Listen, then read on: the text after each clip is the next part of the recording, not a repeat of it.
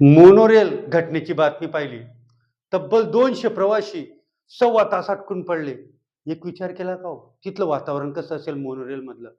कुणी प्रवासी जखमी असेल, कुणी बिमार असेल, लहान मुलं असतील, महिला असतील, वयस्कर मंडळी असतील. सगळ्यांना किती भीती वाटली असेल ना?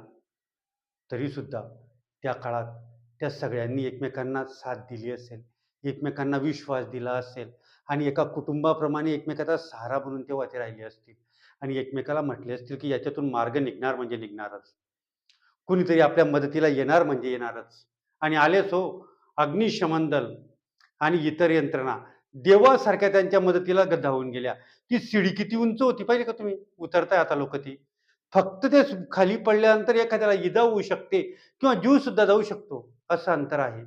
पण तरीसुद्धा फक्त अग्निशमन दलाच्या जवानांवरती विश्वास, की हे आम्हाला बाहेर काढणार म्हणजे काढणारच, हे आम्हाला घरी नेणार म्हणजे नेणारच आणि त्या विश्वासाने प्रत्येक प्रवासी हळू बाहेर येतोय. ही मोनोरेल घटना आपल्याला काय शिकवते माहिती आहे का? की आपल्या जीवनात सुद्धा असेच संकट येतात. अचानक येतात, की तेव्हा पूर्ण शरीर गुदमरल्यासारखं वाटतं. काही सुचत नाही. जीवनात अंधार झाल्यासारखा वाटतो. तेव्हा घाबरायचं नाही. डगमगायचं नाही. स्वतःवर विश्वास ठेवायचा. तुमच्या कुटुंबावर जर संकट आलं, तर कुटुंबातल्या सगळ्यांना सांगायचं, एकमेकाला विश्वास द्यायचं आणि विश्वास दिल्यानंतर म्हणायचं, की आपण विश्वास ठेवा. आपला परमेश्वर हा कोणत्यातरी रूपाने आपल्याला मदत करणार म्हणजे करणारच आणि परमेश्वर आपल्या संकट काळात सुद्धा आपल्याला मदत करतो आणि तिथून आपल्याला अलगद बाहेर काढत असतो. की जसे मोनोरेलमधले प्रवाशांना जवानांनी अलगद बाहेर काढतात, तसा परमेश्वर सुद्धा आपल्याला संकटातून अलगद बाहेर काढत असतो.